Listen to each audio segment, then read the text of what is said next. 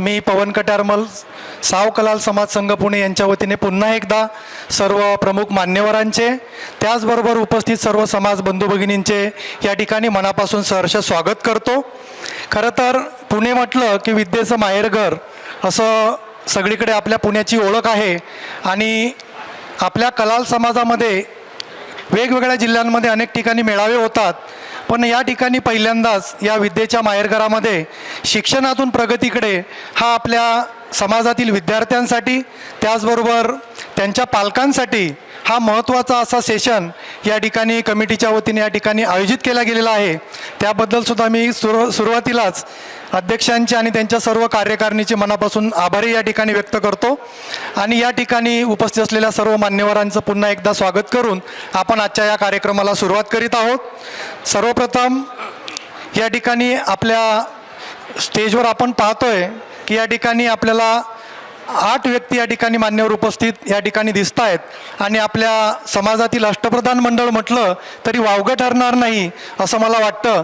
आणि या ठिकाणी तांत्रिक शिक्षण क्षेत्रातील दिग्गज माननीय डॉक्टर श्री ओंकाररावजी बिहाडे ज्यांनी वयाच्या 70व्या वर्षी PhD सिव्हिल इंजिनिअरिंग सारख्या विषयामध्ये केलेली आहे, तर आपण त्यांच्यापासूनच या कार्यक्रमाला सुरुवात करीत आहोत। आणि मी सरांना विनंती करतो की त्यांनी राष्ट्रीय शैक्षणिक धोरण नॅशनल एज्युकेशन पॉलिसी या विषयावर आपलं मनोगत या ठिकाणी सुरुवातीला व्यक्त करावं, त्यानंतर आपण पुढील संवाद या ठिकाणी सुरू ठेवणार आहोत। आणि नुकतंच 2020मध्ये सुद्धा नॅशनल एज्युकेशन पॉलिसी नवीन स्वरूपामध्ये संपूर्ण भारतासाठी लागू झालेली आहे, तर त्यातीलही मुद्दे आपण आपल्या संवादामध्ये कव्हर करूयात।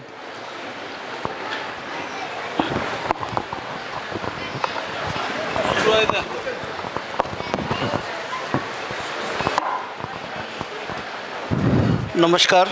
सर्वप्रथम आजच्या या मंगलमय सोहळ्याचे आदरणीय अध्यक्ष श्री सुनीलजी खराटे साहेब, केंद्रीय समितीचे माजी अध्यक्ष श्री मोहनजी बानोले साहेब, विद्यादानासाठी जीवन अर्पण करणारे माझे कर्तृत्ववान सहकारी मित्र, उपस्थित शिक्षण महर्षी संस्थाचालक, मंजलीताई आल्या, मुंबई नगरपालिकेच्या माजी नगरसेविका अंजलीताई अपेक्षित आहेत, महिला केंद्रीय अध्यक्षा सुनीताताई, साव कलाल जिल्हा समाज संघटनाचे माननीय जिल्हाध्यक्ष, संघटनेचे उत्साही कल्पक व दूरदर्शी अध्यक्ष श्री अतुल उजवणे साहेब, त्यांच्या कार्यक्षम कार्यकारी समितीचे सर्व सदस्य, तन्मयतेने व निष्ठेने कार्य करणारे जिल्हा समितीचे समर्पित कार्यकर्ते, मैत्री महिला ग्रुपच्या कर्तृत्ववान महिला, विविध क्षेत्रात प्रावीण्य मिळवून दीपस्तंभ ठरलेले सत्कारमूर्ती युवक युवती, मेळाव्याच्या यशस्वीतेसाठी सहृदय मदत करणारे दानशूर प्रायोजक, स्वागतोत्सुक पुणे वॉरियर क्रिकेट संघ व BC ग्रुप सदस्य, उद्योग क्षेत्रात भूषणामुळे प्रगती करणारे समाजभूषण कीर्ती बिहाडे, पराग बिहाडे व अबोली राऊत, सूत्रसंचालन व मुलाखत घेण्यासाठी मेहनत घेत असलेले प्रिया दामंदे, अबोली राऊत, स्वप्ना गोडेवार व पवन कट्यारमल साहेब, समाजप्रेमाने या कार्यक्रमात उपस्थित असलेले मान्यवर सर्वांना माझा स्नेहपूर्वक नमस्कार। पवन सर, ही जी वेळ आहे ही तुम्ही माझ्या हिशोबात घेऊ नका, ही फ्री वेळ म्हणून वापरलेली आहे मी। तर मित्र, मला नॉर्मली समाजाचा कुठलाही कॉल आला ना, कोणी बोलावलं तरी मी अगत्याने ते जातच असतो। फक्त यावेळेसच मी थोडं नाही म्हणालो, सुरुवातीला रिलक्टंट होतो मी येण्याकरता, कारण नागपूरला 7.5 डिग्री तापमान झालं होतं एक दिवस, अतिशय कडाक्याची थंडी होती, 4 वाजता फ्लाईट होती, म्हटलं एवढ्या थंडीमध्ये आपल्याला कसं जाता येईल, सोबत कोणी नाही, तर म्हणून मी सुरुवातीला नाही म्हणत होतो। पण मग अतुल उजवणे साहेबांचा आग्रह, मनीषचा आग्रह, नंतर त्या अमोल आणि सुजाताचा जबरदस्त व्हिडिओ जो सर्व ठिकाणी व्हायरल झाला, या सगळ्या गोष्टीमुळे शेवटी मी विचार केला की बस चला गेलं पाहिजे, इतक्या लोकांनी आपल्याला बोलवत आहेत, आग्रह करत आहेत, तर गेलं पाहिजे, म्हणून मी आलो। तर आता बोलायचं कोणत्या विषयावर हे मला माहीत नव्हतं, पण पवन सरांचा फोन आला, त्यांनी सांगितलं की बा सर्वांनी आपापले विषय निवडलेले आहेत. मग ते विषय ऐकल्यानंतर मी म्हटलं अरे आता माझ्याकडे तर काही शिल्लकच नाही, सर्व विषय तर घेतलेलेच आहेत त्यांनी, आता मी काय बोलू. मग मला असं दिसलं की बा NEP म्हणजे नॅशनल एज्युकेशन पॉलिसी 2020 हा विषय त्याच्यात नव्हता. म्हणून मी म्हटलं ठीक आहे, मग या विषयावर आपण थोडंसं मार्गदर्शन करू. आता पॉलिसी ही 200 पानापेक्षा मोठी आहे आणि ती आता 5 मिनटात मला सांगायची आहे, त्यामुळे मी अगदी थोडक्यात तुम्हाला कल्पना देणार आहे. तर कोणती पॉलिसी म्हणजे हे काही सर्क्युलर नसतं. पॉलिसी म्हटलं म्हणजे त्याच्यामागे बरीच मोठी कार्यरत लोक असतात, त्याच्यामागे बरंच मेहनत घेतात. जसं आपली म्हणजे कॉन्स्टिट्यूशन करताना जशी मेहनत घेतली असेल लोकांनी त्या कमिटीने 3-4 वर्ष, तेव्हा कुठे ती घटना तयार झाली. त्याचप्रमाणे पॉलिसी करतानासुद्धा फार मोठी अशी एक योजना असते आणि त्याच्यामार्फत ती पॉलिसी होते. आता ही पॉलिसी सुरुवात कोण करते, कोणती पॉलिसी करताना सुरुवात कोण करते, विशेषतः शिक्षणाच्या बाबतीत. तर गव्हर्नमेंटमध्ये म्हणजे गव्हर्नमेंट ऑफ इंडियामध्ये म्हणजे केंद्र सरकारमध्ये एक MHRD म्हणून एक डिपार्टमेंट आहे. MHRD म्हणजे ministry of human resource development. आता त्यांचं नाव बदललं इतक्यात, आता ते नुसतं मिनिस्ट्री ऑफ एज्युकेशन म्हटलेलं आहे. तर या डिपार्टमेंटचं हे काम आहे की पूर्ण देशातल्या शिक्षणाला दिशा दाखवणे. मग त्यांनी ठरवलं, आता पूर्वी आमच्या वेळेस एक पॉलिसी होती NP 1986, म्हणजे मी जेव्हा लेक्चरर असेल, प्रिन्सिपॉल असेल त्यावेळेस ती NEP 1986 होती. पण त्या पॉलिसीमध्ये सुधारणा होत्या, पूर्वीच्यापेक्षा नेहमी सुधारणा असणार नवीन पॉलिसीमध्ये, परंतु त्यात विशेष जोर म्हणजे काही ठराविक गोष्ट दिला होता, तो म्हणजे SC STचं शिक्षण, अपंगांचं शिक्षण आणि अशा काही गोष्टींवर जोर होता. पण शिक्षणावर फारसा अशी सुधारणा त्यात झाली नाही. म्हणून या मिनिस्ट्री ऑफ एज्युकेशनने असं ठरवलं की बा ही पॉलिसी आता बदलायला पाहिजे. का 34 वर्ष झाले, म्हणजे 1986 नंतर दुसरी पॉलिसी आलीच नाही एज्युकेशनमध्ये. मग त्यांनी ठरवलं आता पॉलिसी आपण नवीन करायला पाहिजे. मग त्याच्याकरता काय करतात, तर ते MHRDचे जे म्हणजे सेक्रेटरी वगैरे असतात, तर ते सेक्रेटरी एक असं तात्पुरता एक ड्राफ्ट तयार करतात किंवा आता ही पॉलिसी बदलणं आवश्यक आहे, का आवश्यक आहे, त्याची काही कारणं दिली जातात, कशा प्रकारे करायला पाहिजे, त्याची काही दिशा दिली असते. मग आता करणार कोण, त्याच्याकरता मग तज्ज्ञ लोकांशिवाय तर होऊ शकत नाही, MHRDची लोकं काही करू शकत नाही. म्हणून मग याच्याकरता एक कोणातरी मुख्य अशी नेमणूक केली जाते. कस्तुररंजन म्हणून जे इस्रोचे चीफ होते त्यांना अध्यक्ष केलं आणि त्यांना पूर्ण अधिकार दिले की बा तुम्ही कोणालाही बोलवा. आणि त्यांनी अनेक लोकांना, अनेक तज्ज्ञ, निरनिराळ्या विभागातले, निरनिराळ्या डिपार्टमेंटचे तज्ज्ञ बोलावले, पाचारण केलं त्यांना आणि त्या सर्वांनी मिळून त्यावर 2-3 वर्ष काम केलं.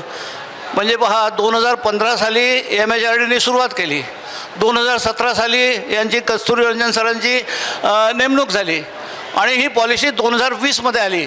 मग 2017 ते 2020 काय झालं, तर त्या लोकांनी पुष्कळ म्हणजे त्याच्यावर चर्चा केली, सगळे नवीन पद्धती बदलल्या, मुलांकडून काय अपेक्षा करायला पाहिजे, एम्प्लॉयरकडून काय अपेक्षा करायला पाहिजे, शिक्षकांकडून काय अपेक्षा करायला पाहिजे, या सगळ्यांचा विचार करून मग त्यांनी एक ड्राफ्ट तयार केला. ड्राफ्ट म्हणजे फायनल पॉलिसी नव्हे, हा ड्राफ्ट केला.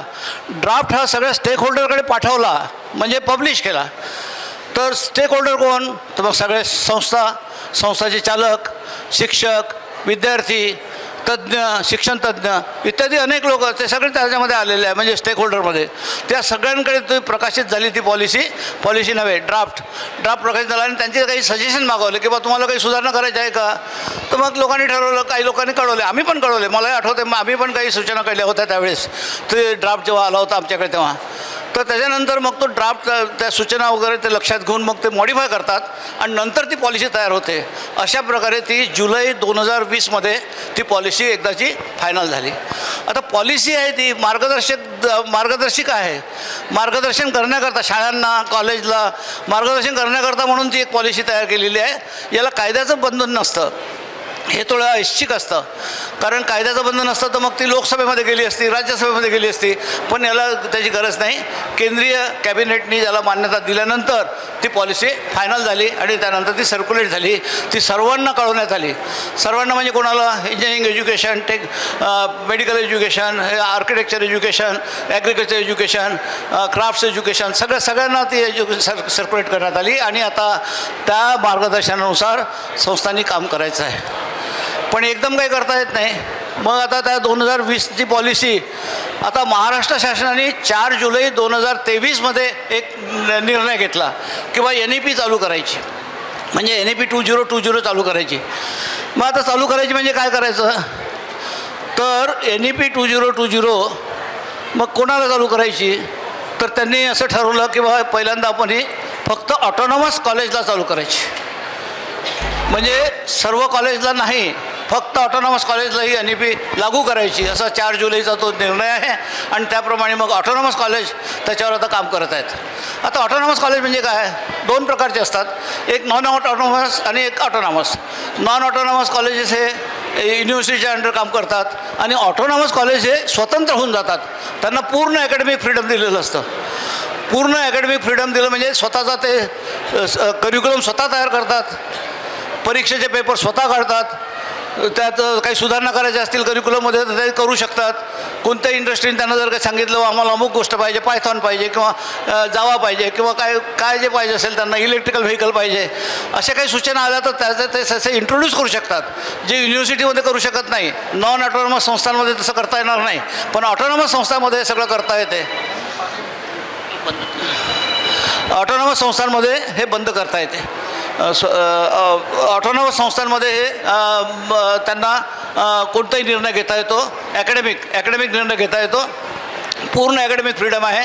स्वतःचा सिलेबस तयार करणे, परीक्षा घेणे, पेपर काढणे आणि रिझल्ट लावणे आणि डिग्री पण देणे, इतक्या पण त्यांना अधिकार दिलेला आहे. आता प्रश्न असा आहे की मग ऑटोनॉमस म्हणजे याचा अर्थ असा की ऑटोनॉमस संस्थांना पुष्कळ बेनिफिट्स आहेत, म्हणजे नॉन ऑटोनॉमसपेक्षा ऑटोनॉमस संस्थांना जास्त बेनिफिट आहेत. म्हणून मी तर असं म्हणेल की आता नवीन मुलांनी, खरं म्हणजे विद्यार्थी मला दिसूनच नाही राहिले. मला असं वाटलं होतं की विद्यार्थी खूप असतील आजच्या कार्यक्रमात, कारण आपण शिक्षण क्षेत्राचं तुम्ही संमेलन भरवलं तर, पण विद्यार्थीच दिसत नाहीत. काही हरकत नाही, पालकांनी ऐकलं तरी चालेल, कारण शेवटी ते मुलांकडे ट्रान्सफर करायचंच आहे. तर ऑटोनॉमस संस्थांचे फायदे असे खूप फायदे असतात मी तुम्हाला सांगितल्याप्रमाणे. परंतु मग आता ती ऑटोनॉमस परीक्षेमध्ये तुम्ही एकदा ऑटोनॉमस संस्थेमध्ये ॲडमिशन घेतल्यावर परीक्षा तुमची तेच घेणार, रिझल्ट तेच लावणार, पेपर तेच काढणार, सगळं काही तेच करणार, ॲकॅडमिक फ्रीडम. परंतु याचा अर्थ असा होत नाही की तुम्ही सहजासहजी त्यातून पास होणार. असं कोणीही समजू नये की बा ऑटोनॉमस संस्था आहेत आता मी तर नक्की पासच होणार आहे, तर त्या कॉलेज मला पासच करणार आहे. तसं नाही आहे. त्याच्यावरही पुष्कळ बंधनं आहेत. AICTEने आता एक क्रेडिट सिस्टम सुरू झालेली आहे. पूर्वीचे मार्क, पर्सेंटेज वगैरे सगळं बंद झालं. आता क्रेडिट दिले जातात आणि ह्या क्रेडिटची मग बेरीज केली जाते. तर हे क्रेडिट मिळण्याचे पुष्कळ प्रकार आहे. एक तसं अभ्यासातून क्रेडिट मिळतात, काही अवांतर काही कोर्सेस केले त्यातून क्रेडिट मिळतात, कोणी स्पोर्ट्समध्ये काही चांगली कामगिरी केली त्याला क्रेडिट मिळतं, अजून कोणी काही निरनिराळ्या ॲक्टिव्हिटीजमध्ये काम केलं तर त्यालाही क्रेडिट मिळतं, काही नवीन कोर्सेस जर शिकला तो ऑनलाईन NPTELचे वगैरे त्यांना क्रेडिट मिळतं. अशा सगळ्या क्रेडिटची बेरीज करून कमीत कमी AICTEने कमीत कमी 160 क्रेडिट असायला पाहिजे. 160 ते 176 असं त्यांनी लिमिट दिलेलं आहे. तर एवढे जर क्रेडिट असेल, एवढे क्रेडिट म्हणजे 160 क्रेडिट असले तरच ती डिग्री मिळू शकते. आता याच्यामध्ये प्रत्येक कॉलेजमध्ये वेगळं वेगळं असू शकतं. 160 ते 176मध्ये कोणी 170 करेल, कोणी 172 करेल, असं करू शकतात. कारण प्रत्येक कॉलेजची ॲकॅडमिक पॉलिसी वेगळी असते. प्रत्येकाचे ॲकॅडमिक रूल तयार केले असतात, त्यांचं एक पूर्ण एक पुस्तकच तयार असतं. त्यामुळे प्रत्येक कॉलेजमध्ये थोडा फरक असू शकतो. तर असा हा ॲकॅडमिक पॉलिसीमध्ये जे काही दिलं असेल त्याप्रमाणे मग ती संस्था पुढे काम करते, क्रेडिट मिळते आणि अशा प्रकारे मुलांना डिग्री मिळते. आता प्रश्न असा आहे की NEP आल्यापासून काय फायदा झाला. NEP फक्त ऑटोनॉमस कॉलेजलाच लागू केलेली आहे सध्या गव्हर्नमेंटने. तर NEPमध्ये अजून ॲडिशनल ॲडव्हान्टेज, म्हणजे ऑटोनॉमसचे तर ॲडव्हान्टेज आहेतच, परंतु NEPमुळे आता खूप ॲडव्हान्टेज आहे. तर NEP म्हणजे काय, त्यांनी स्किल बेस्ड एज्युकेशन, नंतर म्हणजे quality education, skill based education आणि अशा प्रकारचे निरनिराळ्या प्रकारचे त्यांनी त्यात भाग केलेले आहे. आता आपण जास्त खोलात जाणार नाही, कारण इतका वेळ आपल्याला मिळणार नाही आणि पॉलिसी फार मोठी आहे, इतक्या कमी वेळात ती सांगणं शक्य नाही. पण थोडक्यात असे सांगतो. म्हणजे असं आता कसं आहे की एखाद्या मुलांनी समजा इलेक्ट्रिकलला ॲडमिशन घेतली किंवा मेकॅनिकलला ॲडमिशन घेतली, तर त्याला पूर्वी काय व्हायचं की त्या मेकॅनिकलला ॲडमिशन घेतली की तो मेकॅनिकल इंजिनियर व्हायचा. त्याला degree in mechanical engineering, BTech in mechanical engineering, BTech in electronics engineering, BTech in computer engineering असे त्याला डिग्री मिळायची. आता तसं नाही. आता या ऑटोनॉमस आणि NEPमध्ये आता त्यांना मेजर आणि मायनर अशा 2 डिग्र्या मिळू शकतात. ज्या विषयात तो ॲडमिशन घेईल, mechanical, civil, electrical, computer, IT, ज्या विषयात घेईल त्याला ती BTech in computer engineering, BTech in electrical engineering, BTech in civil engineering ही तर पदवी मिळेलच. पण त्याशिवाय त्याला एक मायनर म्हणजे दुसराही एक विषय निवडता येईल. तो म्हणेल की मला 2 डिग्री पाहिजे, तर दोन्ही डिग्री त्याला कंपल्सरी मिळू शकतात. म्हणजे BTech समजा इलेक्ट्रिकल घेतलं आणि त्याला म्हटलं मला सिव्हिल पण शिकायचं आहे, तर तो सिव्हिल पण मायनरमध्ये घेऊ शकतो. मुख्य डिग्री त्याची इलेक्ट्रिकलची राहील, पण मायनरमध्ये तो सिव्हिलमध्ये राहील. म्हणजे त्याला दोन्ही डिग्रीचं नॉलेज मिळेल, दोन्ही क्षेत्रामध्ये तो काम करू शकेल, अशी ती सुधारणा होऊ शकेल. त्याच्यानंतर अजूनही बरेच प्रकार आहेत त्याच्यामध्ये. आता समजा आता हे सगळं क्रेडिटचा खेळ आहे. हे फार महत्त्वाचं वाक्य आहे. क्रेडिटचा खेळ आहे म्हणजे काय, जास्तीत जास्त क्रेडिट जो मुलगा मिळवेल तो पुढे जाणार. सगळ्यांना सारखा नाही मिळणार. तर जो मुलगा जास्त हुशार असेल, जो जास्त मेहनत करत असेल, जो जास्त क्रेडिट मिळवत असेल, त्याला पुढे पुष्कळ संधी आहे. म्हणजे त्याच्या संधी पुष्कळ अफाट संधी आहेत पुढे. आता क्रेडिट कसे मिळवायचे मी तुम्हाला सांगितलं. स्पोर्ट्समध्ये सुद्धा क्रेडिट मिळेल, एक्स्ट्रा करिक्युलर ॲक्टिव्हिटीजमध्ये स्पोर्ट्स मिळेल, निर्णय क्लासेसमध्ये क्रेडिट मिळेल, वर्गात जे शिकवलं जातं, जे मार्क मिळतात त्याचं क्रेडिट मिळेल. या सगळ्या गोळक्यांची बेरीज करून अशा प्रकारे त्याचं. तर आता काय होतं की 2 डिग्री आता कंपल्सरी मिळणार प्रत्येक मुलाला. ऑटोनॉमस कॉलेजमध्ये NEP जिथे लागलेलं आहे त्या सर्व ठिकाणी 2 डिग्री मिळणार, 1 डिग्री नाही. त्याला जी डिग्री घ्यायची असेल ते घ्यायची. आता या मल्टीडिसिप्लिनरीमध्ये अजून एक ॲडव्हान्टेज आहे की तुम्ही कोणताही विषय शिकू शकता. कोणताही विषय शिकायची इच्छा असेल तर शिकू शकता. समजा तुम्ही आता सिव्हिल इंजिनिअरिंगला ॲडमिशन घेतली आणि तुम्हाला म्युझिक करायचं आहे, म्युझिकमध्ये शिकायचं आहे, मग तुम्ही म्युझिक पण घेऊ शकता. म्हणजे असं गरज नाही का सिव्हिल इंजिनिअरिंगमध्ये मग मेकॅनिकल घेतलं पाहिजे, तुम्ही म्युझिक घेऊ शकता. कोणी कुठलाही विषय घेऊ शकता. कोणी म्हणलं मला अकाउंट शिकायचं आहे, कोणी म्हणलं मला MBA शिकायचं आहे. तर हे सगळं काही करता येते. म्हणजे दिस इज कॉल्ड मल्टीडिसिप्लिनरी. म्हणजे एका डिसिप्लिनबरोबर दुसरी डिसिप्लिनसुद्धा करता येते. याला म्हणतात मल्टीडिसिप्लिनरी. आता असं जर करतात म्हणजे याचा अर्थ असा की प्रत्येक मुलाला 2 डिग्री हमखास मिळणार. याच्यानंतर ऑटोनॉमस कॉलेजमधून जे विद्यार्थी निघतील त्या सर्वांना कमीत कमी 2 डिग्री मिळणार. तो सिव्हिलही राहील, कम्प्युटर राहू शकतो, कम्प्युटर राहील, सिव्हिलही राहू शकतो. अशा प्रकारे 2 डिग्री त्याला मिळू शकतात. हॅलो. जर त्याच्यानंतर ह्या डिग्री अशा 2 झाल्यानंतर एक डबल डिग्री म्हणून एक प्रोव्हिजन आहे. डबल डिग्री म्हणजे डबल मायनर. डबल मायनर म्हणजे कसं की जर एखाद्याला समजा आता हे सगळं क्रेडिटवरून आहे, ज्याला जितके क्रेडिट जास्त त्यालाच फक्त हे करता येणार आहे, तर डबल डिग्री करता येते. म्हणजे डबल मायनर पण घेता येते. म्हणजे एक मायनर तर त्याला कंपल्सरी मिळतो, दुसराही मायनर तो घेऊ शकतो. That is called double minor. त्याच्यानंतर डबल मायनर नंतरही अजूनही त्याला पुढे वर जाता येते. त्याला म्हणतात ऑनर्स. म्हणजे ती डिग्री त्याला ऑनर्समध्ये मिळेल. फुकटात नाही मिळणार, सहजासहजी नाही मिळणार. क्रेडिट मिळवावं लागतील, क्रेडिट गोळा करावं लागतील, तर मग तो ऑनर्स मिळू शकतो त्याला. ऑनर्समध्ये काय असतं की त्यांनी त्या विषयात जर ॲडव्हान्स टेक्नॉलॉजी जर शिकला असेल, समजा कम्प्युटरमध्ये आहे, कम्प्युटरवाला जो क्लाउड कम्प्युटिंग शिकत आहे, अजूनही काही 5G टेक्नॉलॉजी शिकत आहे, अशा प्रकारच्या नवीन जर तो काही हायर क्वालिफिकेशन किंवा सिव्हिलचा मुलगा आहे तो स्ट्रक्चर करत आहे, अशा प्रकारचं जर त्यांनी ॲडिशनल त्याचमध्ये ॲडव्हान्स नॉलेज जर प्राप्त केलं तर त्याला मग मिळेल ऑनर्स. म्हणजे civil engineering, BTech in civil engineering with minor so and so and honours. ऑनर्सही पुढे जाता येते. ऑनर्सच्या नंतरही अजूनही त्याला चांगले क्रेडिट मिळाले तर त्याला म्हणतात म्हणजे डिग्री मिळेल, मायनर मिळेल, ऑनर्स मिळेल. आणि ते जर रिसर्चसोबत केलं असेल, ऑनर्स विथ रिसर्च, तर त्याला एमटेक करायची गरज नाही. तो डायरेक्ट PhD करू शकतो. म्हणजे बाकी सर्वांना कसं MTech करणं आवश्यक आहे, याला डायरेक्ट PhD कर. अशा प्रकारचे अनंत ॲडव्हान्टेजेस आहेत. NEP म्हणजे आता खरं म्हणजे आमूलाग्र बदल होणार आहे. शिक्षण पद्धतीमध्ये आमूलाग्र बदल होणार आहे. नवीन मुलांना खूप अशा संधी उपलब्ध होणार आहेत. नवीन शिकायला मिळणार आहे. आणि त्याच्यामध्ये होलिस्टिक डेव्हलपमेंट म्हणतात. होलिस्टिक डेव्हलपमेंट म्हणजे मुलाचा आपण जे म्हणतो ना सर्वांगपूर्ण विकास व्हायला पाहिजे किंवा ओव्हरऑल पर्सनॅलिटी डेव्हलप व्हायला पाहिजे, ॲटिट्यूड्स कळायला पाहिजे, हे सगळं त्याला शिकवलं जाईल.